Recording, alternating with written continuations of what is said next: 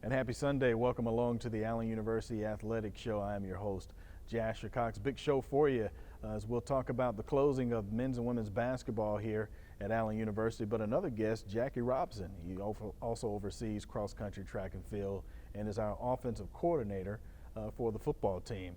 We'll round out interviews with the director of bands. That's right, Javon Milford, who oversees the Allen University Band of Gold. We'll give you that, all and more, once we return.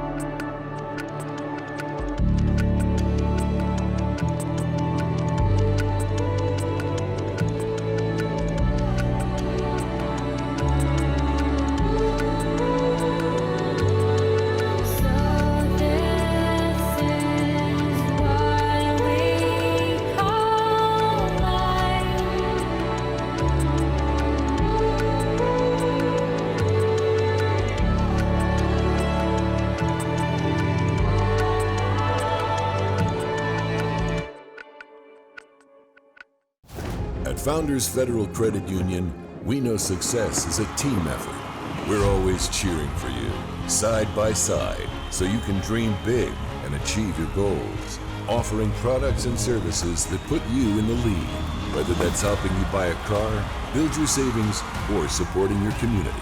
We're here with the financial support you need. That's teamwork. Score big with Founders Federal Credit Union.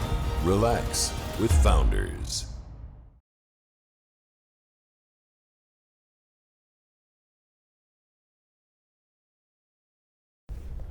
And welcome back in. We're inside of Adams Gymnasium on the campus of Allen University, now joined by Takara Tolan. Coach, the season is complete, but didn't end the way you wanted it to, but a good one when you start to look back and reflect where you started and where you finished and where you ended up. Yeah, it was one of those tough, situations. I'm just proud of the girls for going out and being competitive first and foremost. We had a really slow start, and most teams in that type of environment would have just gave up. Yeah. But we were competitive down into the stretch, so I'm proud of the way we didn't give up and we kept fighting. But things that we should have fixed throughout the entire season, we didn't fix, and it's no surprise it was the reason why we lost. Yeah, sure. And we're referencing the SIAC basketball tournament in which the women's team went in as the 4th seed. Had a bye. The tournament started on Saturday, and of course your team didn't play until Monday, facing 5th seeded Central State. Got off to a very slow start, but comparatively, you've had some teams in the past, you get down to a deficit, I don't know, what was the biggest lead, 12-1, 10-1, something along those lines. It's a tall task to even work your way back into the game, but you talked about the effort, and the young ladies did not quit at all. Right. That Keshana Fair is something special. Yeah. She gave us a spark not only once but a couple times in the game to keep bringing us back, and then Destiny Jamison Whitfield joined in, and we got a little momentum behind us. So those 2 young ladies will be returners as seniors next year, so we're excited about what we have to build upon for next season. Yeah, you went the entire half and didn't make a shot from beyond the arc. Not a single three. Had a couple of attempts, but not a single three made. And then out of nowhere, late in the second half, you mentioned Keshana Fair. She makes a couple big ones. One off the glass, and I don't care what anybody else heard. I heard her call glass. Maybe it was just me, but she really got going late in that game. Yep, and she talked about it a little bit herself, and she was just saying how it was a slow start, but she's a scorer. She's a natural born scorer, so she's one of the ones that if you don't find her and keep her off of the glass or, out of a momentum, she's going to score. Yeah, and you talked about also Destiny as well. Really came up clutch down the stretch, got a little banged up toward the end of the game, but talk about her play for you as well in that game.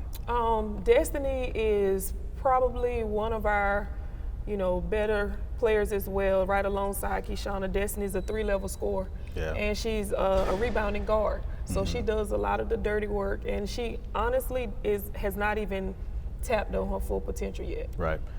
I look at those certain parts in the games where you're looking back at the bench early in the contest, like who's going to give me a spark? Anybody, somebody give me a spark. And out of nowhere, one of your unsung heroes, Simone, actually came off the bench and just gave you energy. Not a whole lot of points. She finally got you guys off the schneid by making a couple of free throws early, but talk about her play. It's just weird how basketball goes sometimes. You just never know who's going to show up and perform for you. But talk about the play of Simone early. It seemed like she really got you guys going, and then the scoring slowly started to come in. Right. Simone has always been our engine to the team. Yeah. She keeps the energy. She keeps us fired up. And with her being a senior, it was no surprise to me that she came out and did the work that she was going to do. Yeah. Getting down really late, they started realizing it hits them that this could be my last one. Correct. So I think her coming off the bench and seeing that we had a slow start, I think she was like, no, we're not having this tonight. Right, And right. so I'm very proud of the work that she was able to do for us. Now let's talk a little bit more about the seniors that you're saying goodbye to. I know we talked about them prior to senior night, but obviously laying the bricks. This is a team, and you got recognized on social media about Women in History Month, but you and your squad laid the foundation. Again, this is the first time Allen University has participated in a Division II postseason tournament as an SIAC member, which is a big deal. And you can tell the young ladies didn't approach that as if we're happy to be here. They came out to try to win and do some damage in the tournament, and I thought we were well represented. Yes, I agree. For the seniors, it was definitely something that they did from the start of the season, which was laying the foundation, letting the newcomers and the returners know what the expectations were for the program. The moment that they knew last season that we might be eligible for postseason play, the work started then. Yeah. And so we were missing, I want to say, Brooke Kyle for that game, but we did have Jazine Bethea and Kadrina Nolan. And I'm pretty sure that they didn't have the performances that they would have liked, but the work that they put in to get us there was more than they could ever have done. Yeah. So let's talk about next. What happens in the off season? And I'll just start with you personally. What is a day in the life for Takara Tolan outside of basketball, outside of work? What's next for you now that the season is over? Well, obviously, I want to spend some time with my children. Yeah. My daughter is actually going to be playing in the state championship, so we're excited about that. Yeah. My son is going into his baseball season, so I'm going to be mom for a little while while trying to multitask and finish up some recruiting. I'm excited to not have to recruit a whole squad this time around. So we're going to do those things, and then we're going to get ready for postseason. You always hear coaches talk about the right fit, the right pieces to the puzzle. What are those pieces needed now for you to get over that hump moving forward? We definitely want to find a defensive stopper. We're going to miss that in Jazine Bethea, and then losing Taylor Simone, Brooke, and Kadrina, that's our post game. So the primary focus is getting some bigs, a little more mobility and speed in the post game. Okay. And how exactly do you do that? Just shaking leaves, shaking tree limbs? What is your approach in terms of recruiting? To be honest, I have a lot of people who are familiar with the work that I do and familiar with the system. So I have lots of people that are sharing names with me, some coaches sending me some young ladies that they're not going to keep. But also we're digging in all places, social media, field level, getting out there, state championship games, and just seeing, what opportunities are out there. Well, Coach, it's been a pleasure to talk with you all season long. You even talked with our producer, Kay, and said, well, this is your last one for me. And I had to make it clear that, no, this is not the last one as if she's leaving. This is the last one during the season. Correct. Well, Coach, we appreciate your time and enjoy your summer as well. Thank you so much. Thank you. All right. We'll be back with more.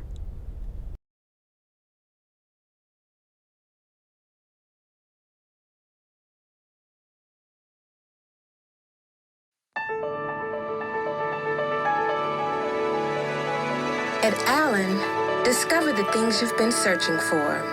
Achievements, authenticity, an experience that helps to uncover the real you. It's your turn to be discovered, to be polished, to shine. Allen University, where hidden gems are revealed. At Founders Federal Credit Union, we know success is a team effort. We're always cheering for you, side by side, so you can dream big and achieve your goals. Offering products and services that put you in the lead, whether that's helping you buy a car, build your savings, or supporting your community. We're here with the financial support you need. That's teamwork. Score big with Founders Federal Credit Union. Relax with Founders. Back inside of Adams Gymnasium, now talking things over with Jackie Robinson. He is our offensive coordinator, but also oversees cross-country, track and field on the men's and women's side.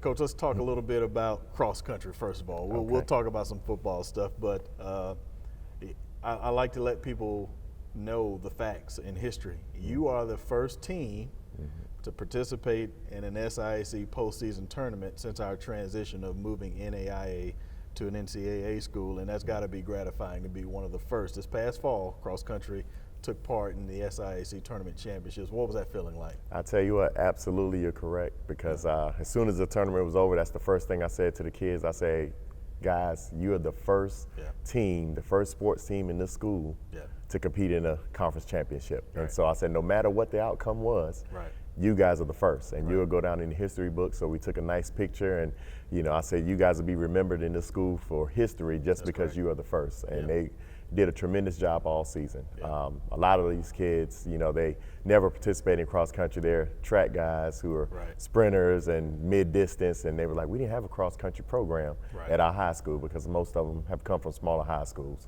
And so they got an experience that was truly uplifting for them and really set the tone going into our indoor season. And I'm just really proud of our kids for being the first and for battling through all year. They did a tremendous job. That's right. That's outstanding. And not to mention, we don't want to leave out Coach Aisha Bodrick while we're in Women History Months. Of course, she's also a part of that history on the women's side with cross country. Coach, let's talk a little bit about track and field now. Indoor season just completed, and now we're starting to put on the cleats and go outdoor, if you will. Recap the indoor season and tell us what to expect from outdoor. I'll tell you what, we had a really good indoor season. Some newcomers who have really been a bright spot. Zayla Myers, he's been probably our most consistent runner all indoor season. He's put down some really fast times. Excited to kind of see him outdoor. We've got some veterans in Reginald Jones and Montrell White who've been around for a few years. Reginald Jones a few years ago was a national qualifier when we were NAIA, and Montrell White has done extremely well as himself, and so we're excited to get all of those guys now into the outdoor season. We have Daquan Brock, who's also a senior, and he's done really well indoor, and really looking forward to his senior year here in the outdoor season. So. Let's dive in a little bit more now to who Jackie Robinson is. You're pretty much local to the area, Orangeburg, Wilkinson, and before the cameras came on, you mentioned how you played for 3 different Tommies. So Tommy Brown, who once coached here, Tommy West, Tommy Bowden, also at Clemson. So you definitely lead the league in Tommies being coach. But talk about your high school career and recap us about your college career for those who may not know. Well, I'm from Orangeburg, South Carolina. I did play for Tommy Brown, and it's kind of interesting that I seem to have had high school and college full of Tommies, but got to play football there. Also was a track athlete there, decathlete during my high school days, and so always have been trained in various events, and was fortunate to be in Orangeburg, a community that's very local to Columbia, so very familiar with Columbia my entire life. Went from there, I went to Clemson University, came in under Tommy West. Tommy West was let go after our first season. We had a 3-8 season. Tommy Bowden comes in the following season. We turn it around from 3-8 to 6-6. Almost beat the #1 team in the country in Florida State that year. So it just kind of shows what a one-year turnaround can do with the coaching change and just enthusiasm and energy that was kind of influx into us as a program. So my college career, also got to run track and field there as well. Ran under Greg Foster, who was a tremendous track and field coach himself, Olympian hurdler, gold medalist, and so was trained under him. And so I've got some really, really good foundation, and just happy to kind of bring all that knowledge full circle here at Allen University. And coaching, I can understand exactly what you're saying in terms of full slates of turnarounds, going back to your playing days, and that's kind of what we're looking for here at Allen as we talk about football now, transitioning to football. You've got some guys on the set on this offensive side of the ball that are really skilled. They came in as freshmen, and you asked them to play a lot of football, inexperienced. You fast forward 2 years now, these guys are rising juniors. So the expectations are a lot higher, and this is a team comparatively from last year's record to what we can expect this year. They are capable of turning it around. Absolutely. I'm excited about this year. Just like you said, we had a lot of young guys playing the last 2 years, which is unprecedented when you start 2 years ago and you have 22 freshmen that are starting in a conference that is really established in SIAC. Right. And so this year you saw a step forward where statistically for the first few games we were in the top like 3 to 4 in terms of production offensively. And now we've got all those guys coming back. They're excited. I can tell a difference. We've really worked on trying to change the culture and get everybody just really buying into hard work, determination, and everybody's buying in really good. And I can see where the next step can be I don't want to say a shocker, but maybe a shock to those outside of these walls. But I think, we can expect some very positive outcomes this coming season. We had Coach Keaton on a couple of weeks ago as you guys solidified the recruiting class. What does that class look like for you guys? I know you're excited to get them in this coming fall. Absolutely. We filled some holes. Obviously, we had some glaring needs in certain spots on our team, and that was really the difference, I think, in wins and losses this year. So I think we've brought in some kids that are really going to help fill those voids and help us kind of close the gap. And hopefully, I'm pretty sure that we will be competitive. Now we just got to translate the competitiveness into wins and losses. I've mentioned this a handful of times. I'm not sure if I've ever been a part of a program where maybe 4 consecutive weeks that a couple of games not only came down to the final drive, but almost seems like the last play of the game, and one play difference, and we're talking about a season you're probably close to plus 500 in the league. Have you ever experienced anything like that? So many games coming down to the final moments. This season was truly unique. Going back to now that we're talking about this, so my first year in college, we went 3-8 when I said Tommy West was let go. We lost 5 games by less than 6 points. Oh wow! Never came down to the last drive, but we lost those games. A lot of close games. Very competitive, but just couldn't get over the hump. Never really had game control. But this season, kind of similar in terms of score, but we had control of a lot of these games where it was like, we're going to win. I mean, we're up at halftime big at, where were we? Fort Valley. 17, Tuskegee, we felt like we had control there, and it just was 1 or 2 plays that was separated the game where it was either a turnover or a costly penalty that just changed the entire dynamics of the game, and we lost momentum. So I'm looking forward to this year, now that our players are a lot older, to not making those types of mistakes where we can capitalize and truly finish off some of these games. And I assume that players know because each week it was just next game. You didn't have guys just laying around in the moment and being defeated and deflated. You could tell that, we're only a play or 2 away from winning some of these games, so it never stopped the team from coming out energetic and still trying to compete each week despite what the record said. Absolutely, and that's part of the culture that Coach Keaton is trying to instill is, you got to win today, you got to focus on the next play, and we've done a great job of this offseason really instilling that so that now we can take the next step and, like I said, turn some of these losses into wins this year. But I think you can tell the difference in the kids and what they expect right now. Perfect segue as we talk about the off season. It's currently underway right now with conditioning. At some point, you guys are going to hit the field. Talk about the spring and how that process works for you guys. Right now, so probably a little different, no different than any other school at this point. We've gone through what they call winter conditioning mat drills. Then we'll transition over to spring football practice. But what I can say, this has been the best off season that we've had here at this university since I've been here. And we have totally revamped just kind of the whole entire culture and the outlook, and we're running this as if we're a Division I program. That's great. Even though we may be at a smaller school, this is run exactly like a Division I program. You're not going to get any more attention or any more different drills somewhere else. Right here at Allen, we're putting everything we can into the off season to make sure that when we get to the season, we're ready to go. Some of the bigger news, and we were also talking about this before the cameras turned on, you're seeing dust flying and the construction in front of Higgins Hall for upgrading that surface out there. We'll go from natural grass to turf. What does that mean for you, a guy that's an offensive-minded guy? I know you're chomping at the bit to get out there once it's completed. I'm excited. I saw the bulldozers earlier today, and I just got excited just knowing that we're finally going to have a really complete surface where our skilled guys can not have to worry about maybe stepping on a divot or a rock, but it's going to be a big time facility here.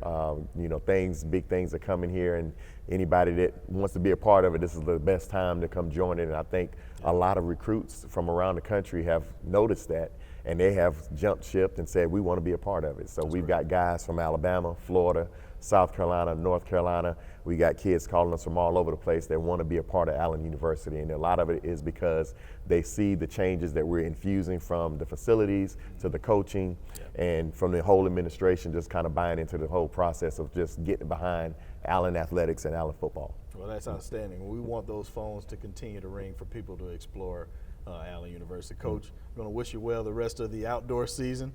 Put my name on the room when you go to Myrtle Beach and see if I can make it down, and good luck the rest of the way. We appreciate your time. Thank you, sir. I appreciate it. All right, we'll be back with more. All right.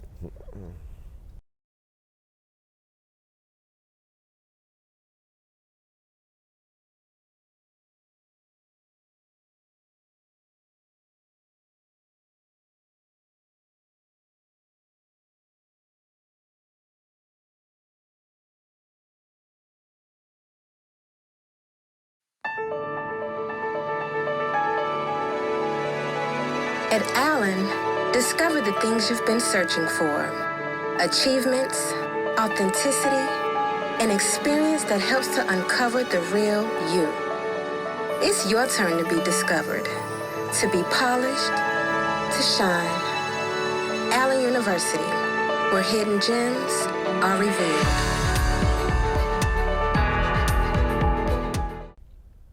Back on the campus of Allen University, Jasher Cox alongside our director of bands here, Javon Milford, who, what I would say, laid one of the original bricks of the program. You were part of the process when Dr. McNeely started the marching band program in 2018, but you took over this past fall. What has that transition been like for you? It was quite interesting. Still building the band up and trying to make it a household reputable name. But so far, because I was here in the initial building block phase, it wasn't too painful as I thought it. Some days was more worse than the others, but we had a successful season throughout the ups and downs. That's great. Yeah. So walk me back through, if you can, revisit that original phone call or initial meeting with yourself and Dr. McNeely when he gave you the keys and said, hey, I want you to take over the marching program. What was it like, and how were you feeling at that moment when you got that call? Initially, when I got the call and I sat down with the president during that time in his office, and I got the job to lead the group there during the semester, I really didn't have any feeling, but I needed to concentrate because I know everything was kind of dependent on me. So rather than celebrating, I wanted to kind of just remain humble and thankful for the opportunity. But even to right now, I still don't really feel like the director of bands. I'm just kind of, man, I'm the director of bands, but I just don't really know how to describe it because I'm always working. I haven't really had no time to reflect on as the leader leading the pack this time. So, but it's been fun and looking forward to continue to do some great things and strengthen the program. Right. And so that, again, if that means you haven't even been able to settle in and then really enjoy the title, that means you're obviously working. So tell us what that looks like. I know you're trying to recruit and retain students all at the same time. What does the off season look like typically for you? The off season is where I go back in my cave and really plan. It's going to be a lot different this time simply because I have time to actually plan. Last semester, I was hitting a position, and because I have the aptitude and the skill set, I was able to, me and the staff was able to get this band program through the season. But this time it's going to be a lot different. As I just mentioned, I'll go back in my cave and really look at where we were and where we're trying to head at. Along with the recruiting. So it's a lot going on behind the scenes. The off season does not mean take a break, but rather get stronger in what you already are. Yeah, and so when people think recruiting, they just think of the instruments and the individuals that they hear and see. So percussionists, wind players, but there's a whole nother avenue to it in terms of recruiting that people aren't aware. You know, you've got to be mindful. You got to have your hands in those. Recruiting for guard. You've got a dance coach with Golden Jacket. So it is a lot of work. So tell us about that part of it outside of what we really know about. Building a band and being the forefront or the face of all components of the band, obviously that's very difficult. So we have these, the staff, we do that the best that we can to facilitate where everybody can cover each other to try to fill in the gaps where everybody, where I can't be present at. And so it's a working process of just trying to continue to maintain the program where we at and still try to bring in quality students that can strengthen our program from a holistic approach, not just do marching band, but concert band, jazz band, percussion ensemble. I want it all. And I understand that the marching band is going to be that go-getter to get students, but then when they get here, we want to have a real versatile program. Yeah. That's my vision for the program. Yeah. You know, I always describe the marching band as one of those groups where it really, literally seems like there's no days off. If a grand opening happens at a Walmart, someone will say, "Call the local marching band." That's right. If there's a pep band for if there's a pep rally for football, it's call the marching band. So the marching band is a critical role. The university understands it and uses it as a major recruiting lever for the school. So do your kids understand that from day one, or do they not realize it until they get here, how much it entails? I think some really don't understand until they get here. Yeah. Marching band is, I usually explain it to this form or format. Marching band is the go-getter, the eye-catchy, the people who don't really understand music. That's the visible that they see. But then when you really want to strengthen your program, again from a holistic approach, that's when you really focus on those other ensembles that the people who have non-musical background. You got to educate your student on showing the importance of jazz band and concert band and small solo ensemble. That's how you build a super great band program that's centered around your marching band. Correct. But the marching band usually attract them because that's big. They're much more louder. They're more entertaining rather. Right. So it's been going so good so far. I'll leave the question with this. You can answer this for us. As we enter year 2 under your tutelage, what's next for Javon Milford and the Band of Gold? We will look a lot different. We will sound a lot stronger, and we're going to continue to be a contender for everybody in the SIAC conference. Can't ask for much more. I'm Jasher Cox. He's Javon Milford. We appreciate your time. Good luck the rest of the way. Thank you, sir. We'll be back with more. At Founders Federal Credit Union, we know success is a team effort. We're always cheering for you, side by side, so you can dream big and achieve your goals. Offering products and services that put you in the lead, whether that's helping you buy a car, build your savings, or supporting your community. We're here with the financial support you need. That's teamwork. Score big with Founders Federal Credit Union. Relax with Founders. Final segment here at Allen University and its athletic show. I've been your host, Jasher Cox. I want to give you a reminder to check on the Home Depot Retool Your School. That's right. Scan this QR code and you can vote. Allen University is listed under Cluster 3.